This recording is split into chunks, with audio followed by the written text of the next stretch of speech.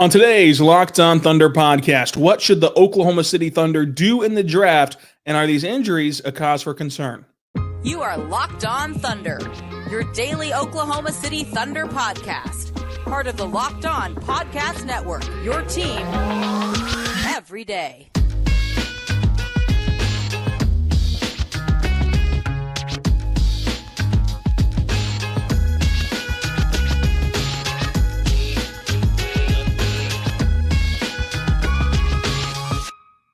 Let's get it going on the Locked On Thunder podcast, on the Locked On Podcast Network, your team every day.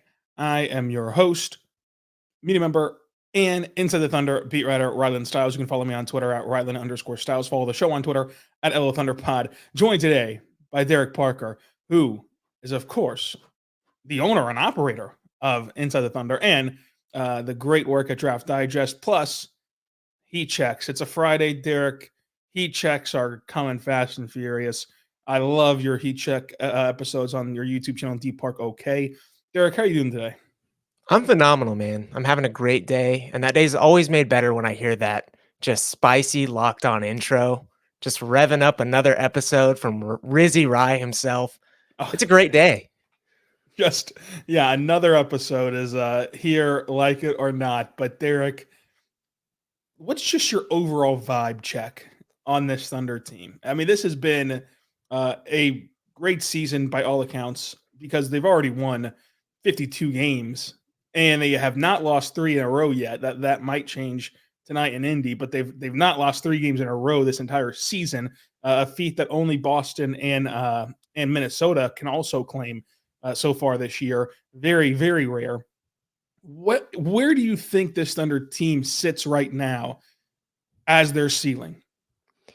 Yeah, I mean, you nailed it. In terms of like overall vibes, how do the vibes get better? You know, I think ring culture and just like general NBA basketball culture nowadays, like really takes a toll sometimes. But if we like really back up and look at the scope of what this young Thunder team has done this season, like it's pretty remarkable. Like there's talking heads on ESPN comparing them to like the dynastic early Warriors and things like that. But it's like, how often does a team with an average age of 22 win 50 games, do it in the fashion they've done? They've got guys up for every single award. They're in this like massive playoff hunt that there's a decent amount of parity, and it's pretty remarkable. And I feel like, again, me included, we all get caught up in like, well, are they going to win it all? And it's like, you can kind of take a step back, look at the general scope of things and say, the vibes are good. The vibes are great. The vibes are as good as they've ever been in the history of this organization. So, yeah, I think that the vibes are phenomenal. And I think that with this Thunder team moving forward, like you're even more encouraged by this team. I think that this year you're still playing with house money. Now nobody right now wants to hear that because right now you're still on the precipice of the possibility of a deep playoff run. But whether you're ousted in the second round or make it to the finals, like this is still a baseline level year, and you still have all the possibility and all the luxury of cap space and draft picks to go and round out this roster who nobody thought was going to win over 50 games in the West this year. Like even the most optimistic viewpoint of this team was, maybe they can, just because they're going to take the regular season seriously, maybe they can be like the 4th seed. But they have had a legitimate chance to be the 1 seed all season long. And then they had this kind of, little sputtering period here with SGA missing, 5 of the last 6 games and Jdub out these last 2. Derek, number one, fully healthy. Like, let's say that this rest really pays off. And like, it is just a wonderful thing for the Thunder. And those 2 guys get back to their apex of what they were this season. How far can they go? I mean, I think genuinely the sky's the limit. Like, I don't want to rule anything out. I think a lot of times people look at the youth of the team and just, oh, well, they're too young, they can't do it. This is a team that has proven time and time again they can win and that they can do it in a variety of ways. Like, this is not a one-dimensional team in that if the Minnesota Timberwolves defense breaks down, they're going to lose the game. It's like, this is not that kind of team. Their defense can break down, their offense can pick it up, vice versa. They can win with role players hitting shots. They can have SGA go nuclear. They can have Dub go nuclear. So again, like you said, 100% health at their apex, I think they can beat anybody. Now, there's other really, really good teams too. And honestly, what I'm looking at right now is in the West, there's, I think, a three-headed dragon of the Nuggets, Timberwolves, and Thunder. And whoever the number one seed is not going to have to play that 2 or 3 in the second round. To me, it almost feels like whoever nabs that is maybe getting a much easier path to the finals. Now, is it going to matter because Boston's waiting on the other side? Who knows? But that's honestly what I'm looking at right now is I think the seeding's super important at this point in the game. Yeah, I think that the seeding to only have to go through one of the other 3 would be big for whoever gets that opportunity. If it's Denver, obviously, then like they're in a great position. Minnesota, Oklahoma City, they're in a fantastic position for a team so young. I think Denver can handle it. I think Denver could handle being a 2 and going through both of them because they have that experience and they understand what it takes to win a series and to survive a series. Like Minnesota went to the playoffs last year and got to play in an actual series. So only got to play in the play-in, but Minnesota's series was against Denver in round 1. Like that, they tried, of course, they tried to give them a run and they took a game off of Denver, but it was not as though they got to really stretch their wings and experience the playoffs because you ran kind of a buzzsaw right out of the gate. Whereas with Denver, if they were the 2 or 3, they were going to be able to take it. They have a great home court advantage, especially with the altitude, much less the fan base and the avalanche of fans or whatever. So I think that the Thunder and Wolves should put more importance on the 1 seed than even Denver does, which I think is what we've seen so far from these young teams up until, of course, Shai got hurt and Jdub, of course, is hurt too.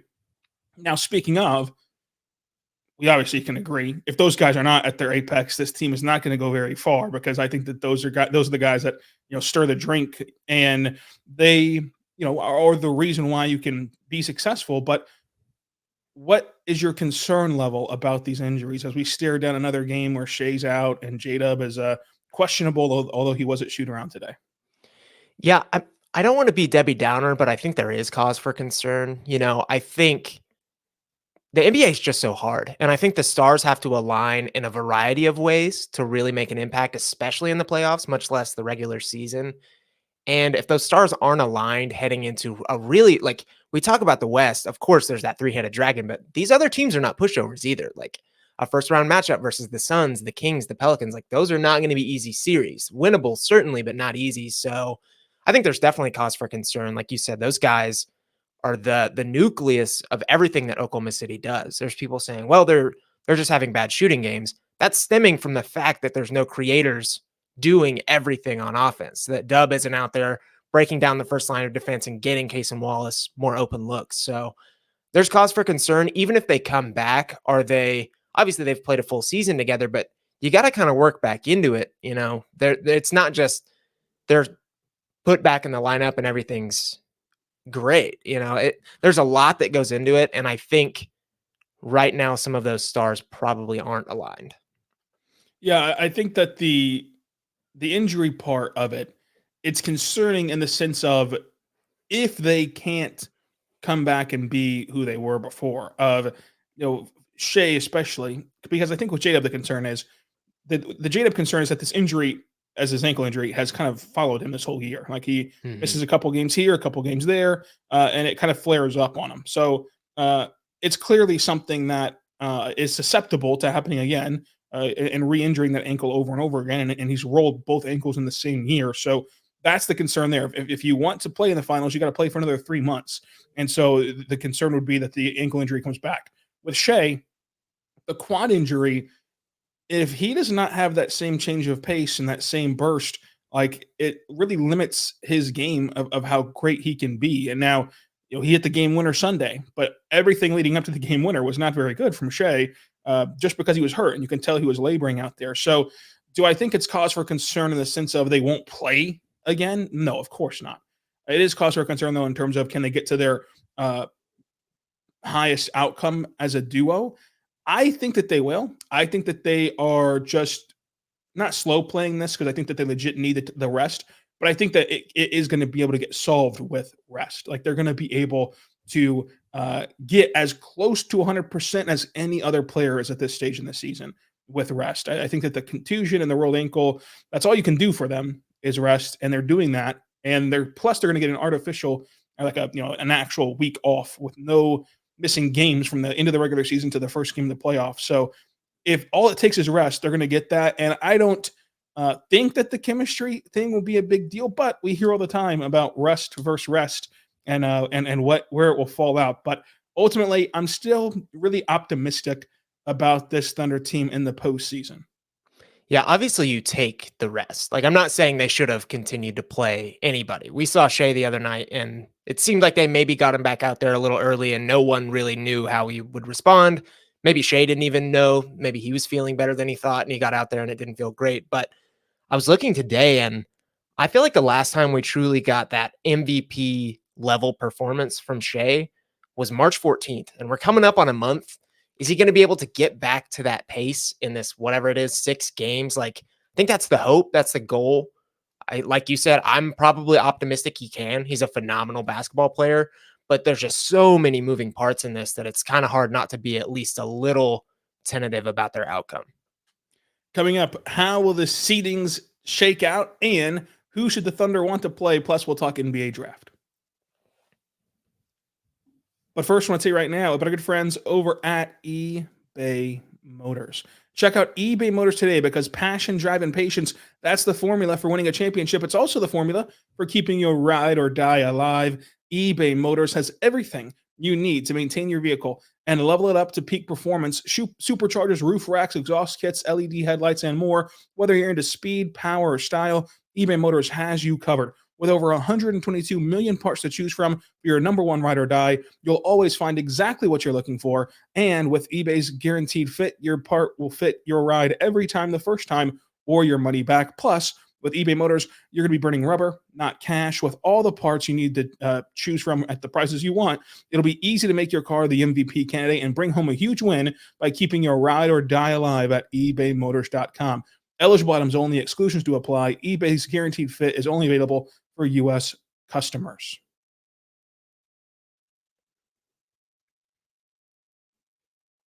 We're back on the Lockdown Thunder podcast on the Lockdown Podcast Network, your teams every day. Derek Parker, DParkOK on YouTube, InsideTheThunder.com, DraftDigest.com.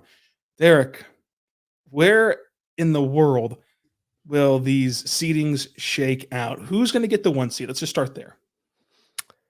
I haven't dug super deep into like Nuggets, Timberwolves schedules. I want to say the Timberwolves have a pretty easy coast from here on out, but the Nuggets are just a buzzsaw, man.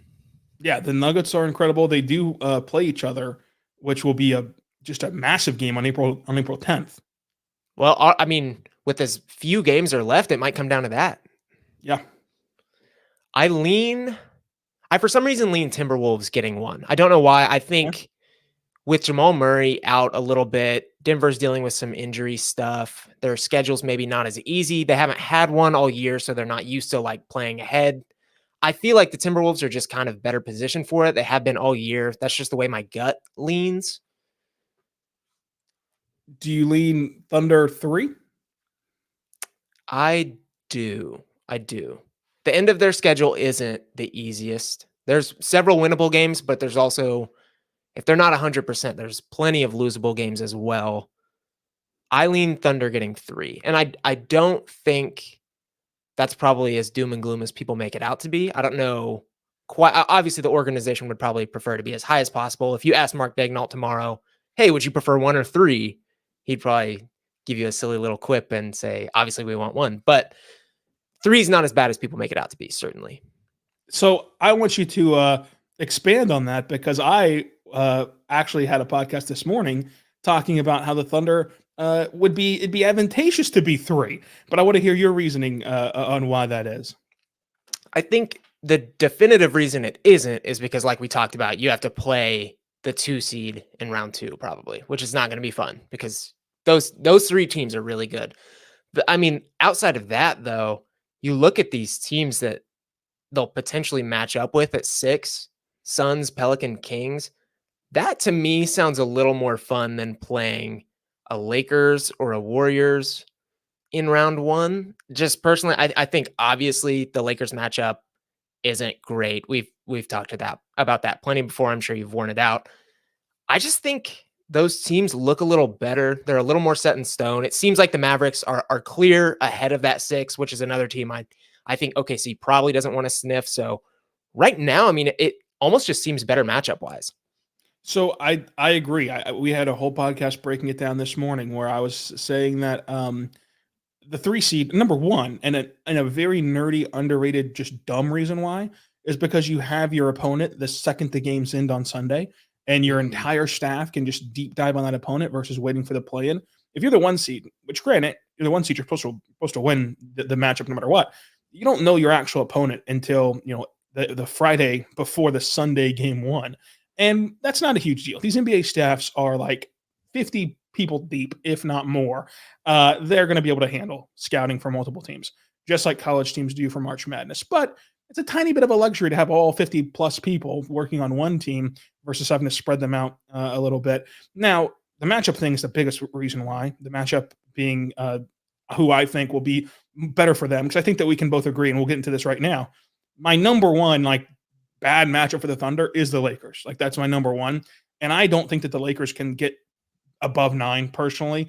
I mean, mathematically they can. I don't think that they will. Right. And so their only option would be to play the 1 seed if they're at 9, because you have to go through 2 games to get there, and the 1 seed gets to play that winner.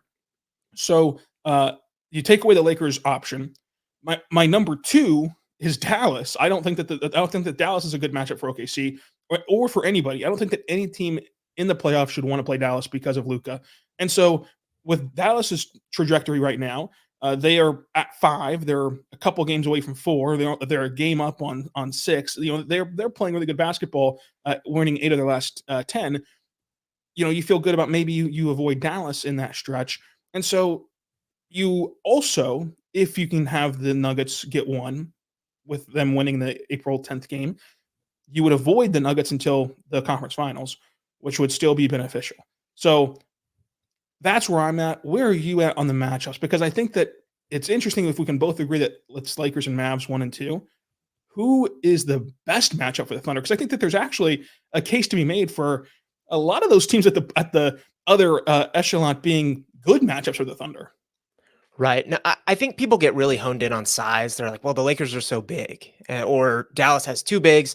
It's not about size for me. For me, it's exactly about having a superstar that can really eviscerate the Thunder's double teams. I think more than size this year, it's been about what players have absolutely no issues with double teams. I think Nikola Jokic is absolutely that player. I think Luka Doncic is absolutely that player. And I think LeBron James is that player. I think all 3 of those guys, you throw them the ball, and if you double them, there's a chance they're going to turn it into a 4-on-3 almost every single time.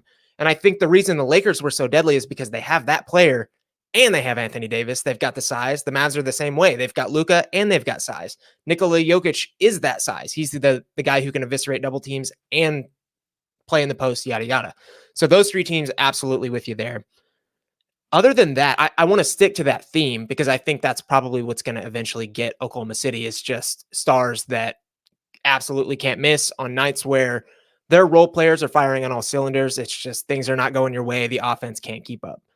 The Pelicans don't necessarily fit that category to me. I think Brandon Ingram's an incredible individual scorer, but I don't think Zion is really a guy who, if he gets the ball and he gets doubled, is he a guy who's going to be able to make the correct play 10 times out of 10? I don't think so.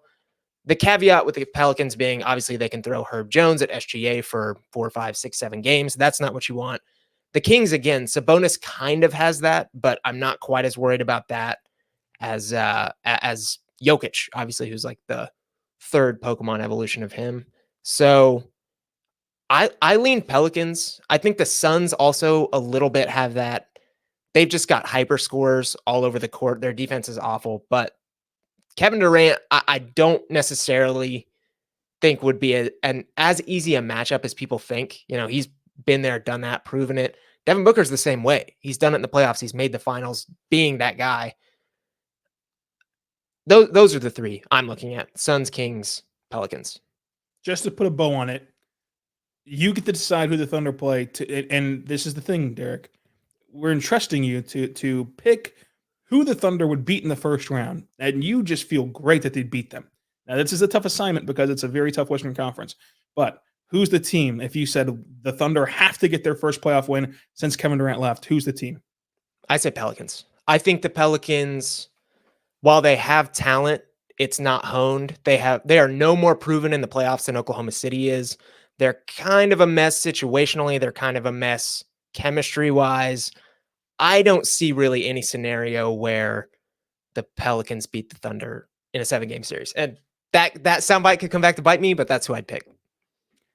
I agree with you on the Pelicans. Obviously health permitting. You know, if Shai runs out there 30% and Dub is 30%, the Pelicans could do it. But at their apexes, I just can't see it.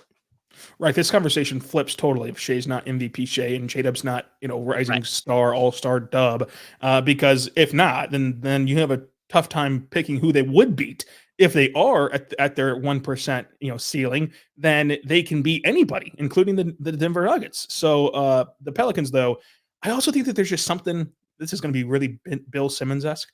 I think that there's something about the matchup where the Pelicans can't get past the Thunder. Like, you look at the play-in, the Thunder go into New Orleans and beat them in New Orleans. Josh Giddey has a phenomenal game. A couple weeks ago, Josh Giddey goes into New Orleans, has a great game. And, there's just something about that matchup. Even the matchup where they lost back in November, they had, a 20-point lead, and they blew it at home on national television. The Thunder are able to get into their game plan really well against New Orleans. And you mentioned the size thing. In every matchup, in every iteration of this young core, from J. Will being the starting center all the way up until Chet being the center and you're playing off of Josh Giddey, they've been able to play Valanciunas completely off the floor because he can't guard Chet Holmgren, and Josh Giddey, for whatever reason, just loves beating up on the Pelicans. So you're able to take away that advantage. And here's the last part about that. Even if he's not physically off the floor, if you're telling me that their game plan is going to be take advantage of the Thunder's size, and they're just going to dump the ball into Valanciunas every time down the floor and not give the ball to Zion, not give the ball to Brandon Ingram, not give the ball to CJ McCollum. Okay, thank you. Thank you very much. Good luck. I really appreciate that. So I would agree that there's just something about that Pelicans matchup that I would really like for the Thunder. Plus, how fun would Zion versus Chet be for however many games, X amount of games? I mean, two of the just most contrasting styles available right now. Can you imagine what that series would look like? Game 1, we're walking into the Paycom Center. You better get there early for the playoffs, Derek. We're walking into the Paycom Center. Oh my gosh, what a moment that'll be for us, huh? Look at us. Who would have thought? Derek, let's talk NBA draft. This is this is what you all came here to see. We'll get to that coming up. But first, I want to say right now, but our friends over at Amazon Fire TV. Amazon Fire TV is your destination for sports, for live games, highlights, and in-depth analysis.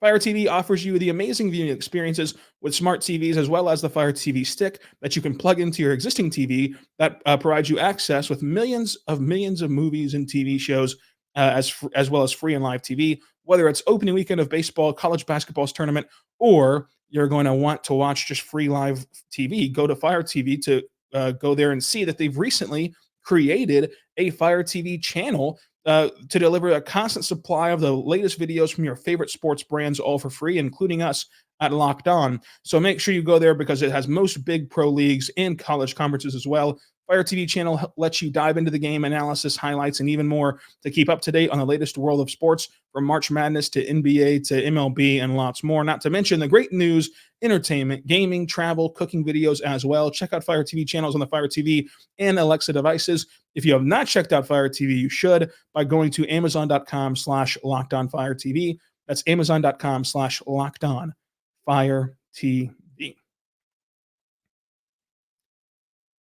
Derek Parker, DParkOK on Twitter, DParkOK on YouTube, DraftDigest.com and InsideTheThunder.com. What's going on with this NBA draft? It's perceived to be a weak NBA draft. The Thunder, after the Rockets fell last night to Golden State, will almost assuredly have the 12th overall pick in the NBA draft. Is it crazy to like Jared McCain in this draft for the Thunder, Derek? Is it crazy to like Jared McCain? I don't think so. I like Jared McCain. I mean, he's a good ball player. Honestly, I really believe Jared McCain should maybe go back to college. And that's not because he didn't have a phenomenal season. He's just built for that college game, Not necessarily like the on-court game, but like he's got the personality with NIL now. He could just be a Duke phenom. Obviously, he'll go to the NBA. He's going to have a nice, awesome, long career. But with the Thunder, I mean, that's a fun pick. Not necessarily something I could see them doing, just in terms of undersized guard. Shooting's probably the priority trait there. But he's good. He's really good. And I think he'll succeed somewhere else. What do you envision his role with the Thunder? Like that bench 2 guard? I'm glad you asked. I'm very glad you asked. You can go read at Inside the Thunder an entire Thunder scouting report for Jared McCain. Play style is different. So make sure that you think of this comparison with a different viewpoint. Play style is different in the sense of he's not going to be New York Jalen Brunson. He's not going to be a star ever, all-star ever.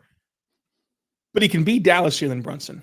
And Dallas Jalen Brunson off the bench for the Thunder is what helps you keep this thing afloat when stuff like this happens. The Thunder have had unbelievable injury luck. They will never have a season with this much injury luck again in this era.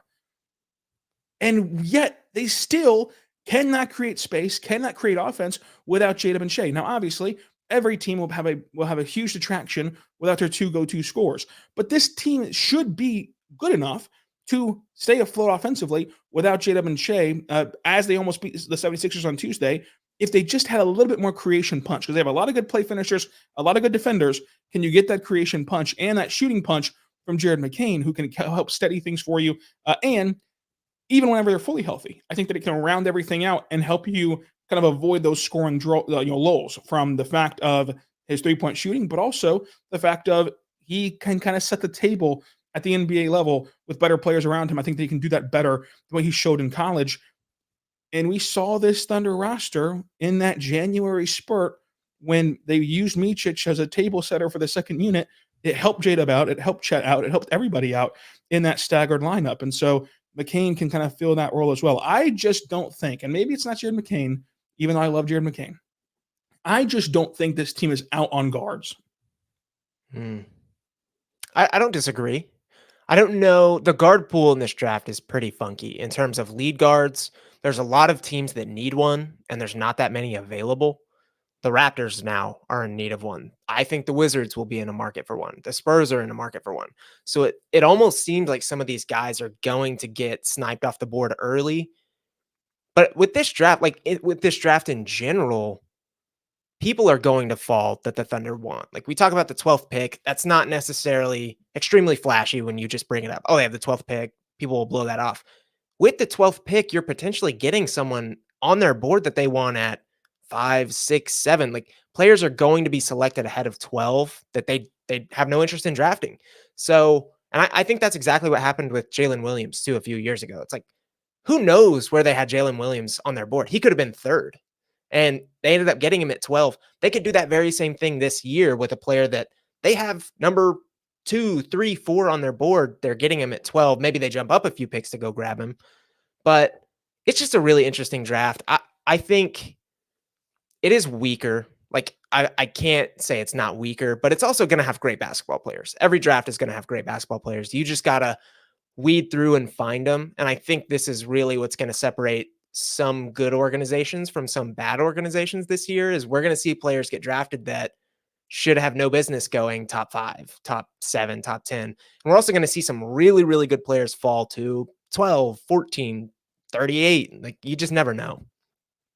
Yeah, I think this draft lacks the immediate awesome stars, but I refuse to believe that as global and as popular as this sport is and has been, that there's just no high-level starters or rotational players at the least littered throughout this draft. I think that there's a lot of depth in it of just quality players.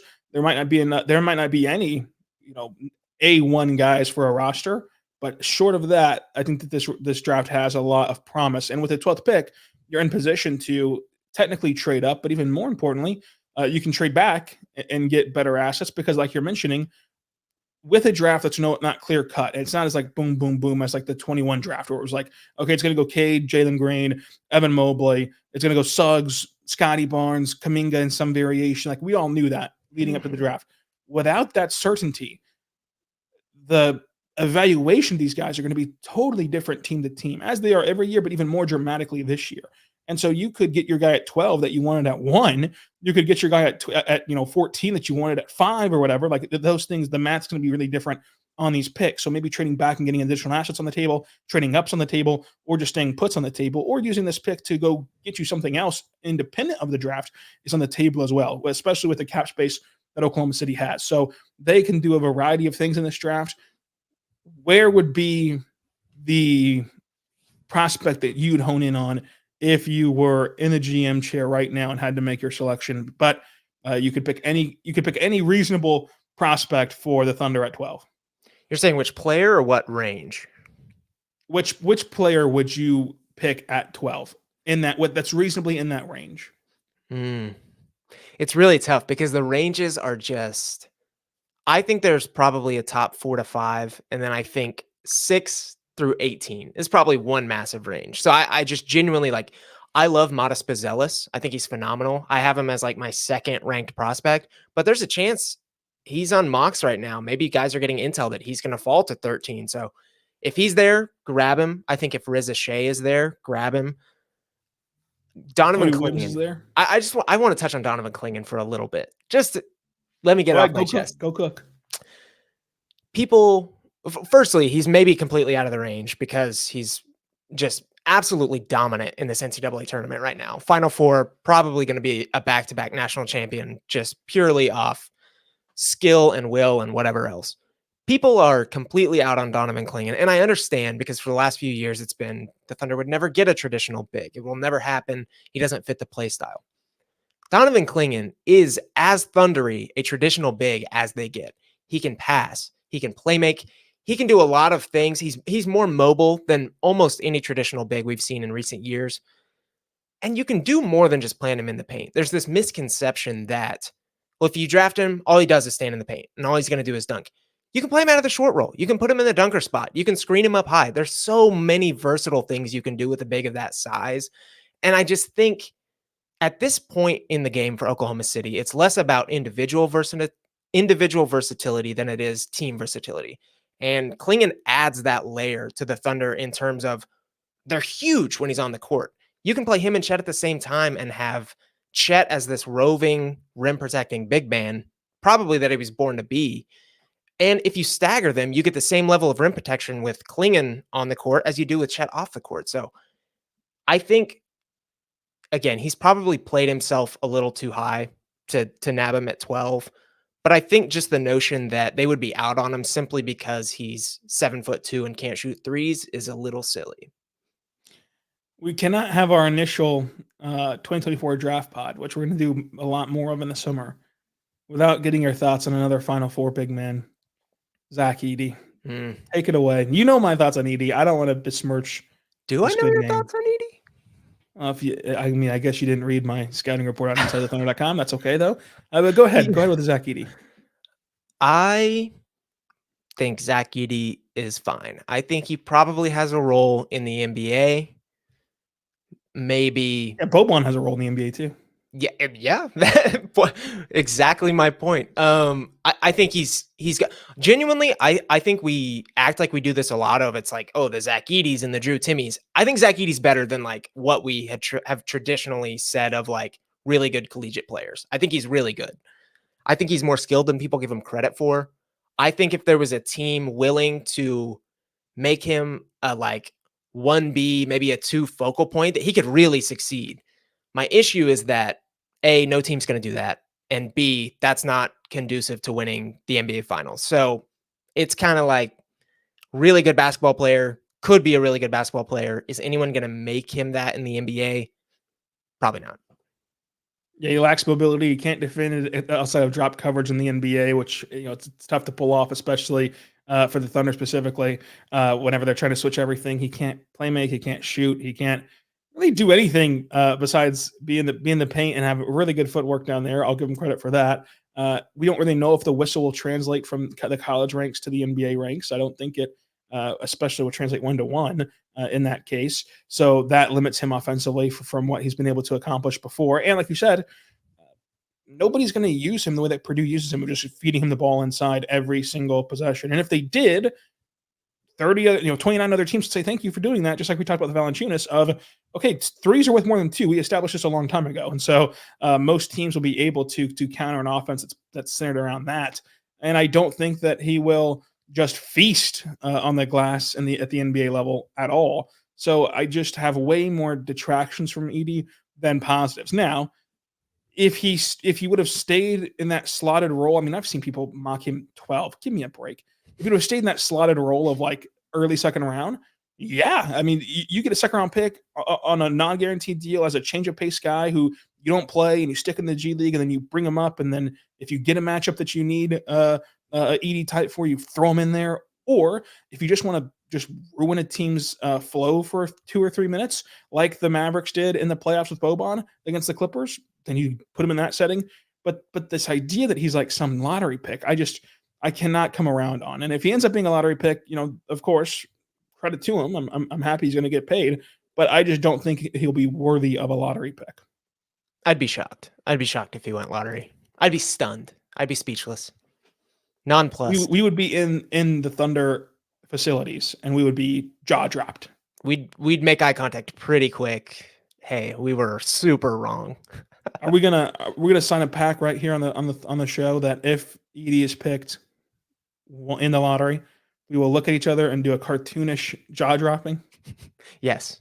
Are we going to make a pact right now that we are staying overnight at the Thunder facility for day 2 of the NBA draft? I really want to discuss this with the Thunder powers that be of how cool would it be if we just bring air mattresses and hang out. Would you be willing to vlog our experiences if they don't let us do that and we sleep in the parking lot? It's a very safe parking lot. 100%. So we're going to sleep in the cars in the parking lot. How early would you think that they would let us back in? Probably never. Let's say 9 o'clock. They'd probably be like, "You're never getting back in here because that's weird. Why did you do that? Why did you sleep in our parking lot?" That's true. But it would be a lot of fun, and we would vlog that experience. But how do you feel about the 2-day affair? We're already over, so I might as well ask one more question. I mean, I like it. I'm biased because I like the draft. I cover the draft. It's really fun to like go through all this. I think it gives the second round players their due. I understand from like an ad standpoint, like they just want to push and make more money is what people are saying.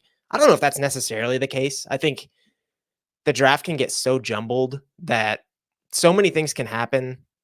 It can just get really convoluted. And I think a second day kind of gives you a breather, a chance to reassess, hey, where can we really find players that probably are not going to make an immediate impact, but that we can fit into our future plans somehow, be it the G League, whatever else. I like it. I'm pro day 2, but we'll see. Maybe we do it this year and it's like zero fun and the second day is awful and we scrap it in the future. Yeah, I'm in on day 2. I'm in on the 2-day draft. I think that for one, the 2-day draft aspect of it will give more just prevalence to the second round. It'll, I think, make for better draft picks and more well thought out trades and draft picks in the second round, which will help GMs and teams team build. And selfishly, it'll really help us because then I can get really nerdy. The kind of guys that I dig into in the draft, DP. I can really just load up on here's your first round recap, but then now for the important stuff, let's talk St. Thomas in the second round and let's get really nerdy for the second round players to watch. So for that, I'm very thankful. A day 3. Well, you need to like look past day 2. The names like most people still know. You need like a day 4, 5, 6, 7. I'm putting out the names to watch in the undrafted free agency market. Oh my goodness, that would be great. That's really where I thrive at. Who am I going to see in the G League next year? Okay, I'm curious. Who's your guy at 12 right now? If you're not gonna let me say Jared McCain, which I don't blame you for not letting me say that. I do really, really like Jared McCain. Okay. Is there a shot Cody Williams is at 12? I don't think so. I personally think that he should be top 5, but most people are not in that camp. So I would go Dalton Connect or Ron Holland. I really like Ron Holland. Oh, dude, I still legitimately think he should go 1. I think Ron Holland is. I think both. Let me just get my regular non-Thunder draft takes out. I think Ron Holland, I have number 1 right now, and Modest Pizelis, I have number 2. I think they're still probably pure talent-wise 2 of the best players in this draft. I think the G League was a mess this year. We've seen it explode since then. I think I would just bank on them being talented like we've seen before and call it a day. Fully agree. Ron Holland would be phenomenal. Who are the others? Connect would be awesome. 23, I think he'd easily make an immediate impact. The space he would have to roam the floor in the Thunder system would be incredible. Him coming off those like off-ball screens and rising up for that jumper, that's going to work at any level of basketball, any level. And then, speaking of Dalton Connect, check out Heat Check. Oh yeah, OK on YouTube. Cody Williams. I think more people are probably closer to your opinion than you'd think. I think a lot of people probably still have him around like 5 through 7, 8, 9. Good. I think there's a real chance he could be there at 12. I really do. Like, not because he's bad. I think he showed a lot this season. I just don't know what he's great at. Like, if you really dive into his game, I don't think there's any singular thing that he's like great at. Good at a lot of things. Like, he uses his physicality to score. He can defend well. His shooting splits were really good. But when you kind of dive into it, it's like, well, he's a good athlete, but he's not a phenomenal athlete. The shooting splits are there, but he took really, really easy threes all season long, really failed to like step out of like his comfort zone in that area. The defense is good, but like a long way to go. The good news being, I mean, he's 6'9", and he's got a brother that's like proven himself. Those are great things. Like, and has proven that he makes another leap, at age 23 or whatever. Like, he's kind of following in that same path right there. Yeah, I mean, people joke, it's like, oh, he's got a famous brother. It's like, dude, that work ethic probably transfers over family member to family member. Like, and their games are very similar in the sense of you can see the things that Jdub does in some of the stuff that Cody does. They're different players, but they have, of course, similar traits because they probably worked out together. They have worked out together their entire life, and so obviously they're going to have different things. I think that Cody's an excellent cutter in the sense of he can really have a really high catch point, has great hands, and the good baseline for everything. For as young as he is and the work ethic that he has, I'm willing to gamble on that because if he just stays good at everything, okay, in this draft. That is better than most in this draft. If he can just stay just good at everything, and with the work ethic and the track record of his brother as well, if he can elevate to great, as I think that he can, then you've gotten the best player in the draft if he can do that. So I'm willing to gamble everything on Cody Williams. Yeah, you touched on it right there. Is exactly my point. Is I think in terms of like the top 5. It's less like we don't want Cody Williams, and it's more this guy has 1 or 2 elite skills that we think we can develop, especially because like those top 5 teams are awful. You know what I mean? Like, they're bad. So it's like he's going to be really good off ball. I fully believe that. Does he have enough on ball juice? I don't know yet. And it's tough because like his season was so up and down due to injuries and Colorado being Colorado, stuff like that. So it's less going to be like, oh, we don't want Cody Williams than it is like, maybe Riza Shai has a little bit more that we want, push him to 7. Maybe Donovan Clingan has a little bit more than we want, push him to 8. And I could just see him maybe falling a little bit further than people think in that regard. Yeah, I think that with Cody Williams, what's funny is people make a joke about it, but if you really dive into his game, he is very thundery, like very thundery. Even if his name was Bob Kennedy, he'd be very, very thundery.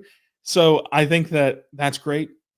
In terms of the draft fit for the Thunder specifically, but I don't know if he's going to fall to 12. If he did fall to 12, we'd again make eye contact in the Thunder facility, and I don't know what we'd do. Awooga, I think we might if he did fall to 12. But Derek, thank you for joining us. Let them know what all you're cooking up here as we round out the week and get started on another brand new week of content.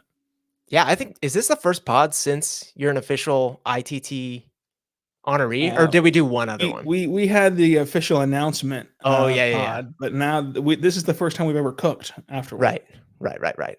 Yeah. Inside the Thunder, we all do phenomenal work over there, especially Rizzy Rye, putting up just banger after banger. Draft Digest, same thing. If you want to learn more about any of the prospects we've covered in this video or hundreds of others, go check that out. YouTube at Derek-Parker, putting up heat checks right now, trying to chug out as many of those as possible. I should have a mock draft coming up on Monday. I don't want to like finalize it, but I should. I'm really Monday, really trying to get that out. Dalton Connect heat check Friday. Ooh. Yeah. And then Twitter at DParkOK. That's the spots. That's the spots. Derek, are the Thunder going to win or lose in Indiana, which is going to be the worst podcasting 5 minutes of all time? Because you're probably going to know the answer already by the time you listen to this. I'm not only going to call win or lose, I'm going to call the exact score. They're going to lose 103-108. Book it. Wow. Defensive paddle in Indy. But then they're going to bounce back with a 3-game win streak. Okay. That'd be an interesting win streak if they were able to go and beat Charlotte, Sacramento, and San Antonio. But I'm going to say that they win in Indy. Just a gut feeling. But I'm not going to give you a score because I don't want to. But anyway, Derek, thanks for joining us. And until tomorrow, whenever we recap the Indy game, be good and be good to one another.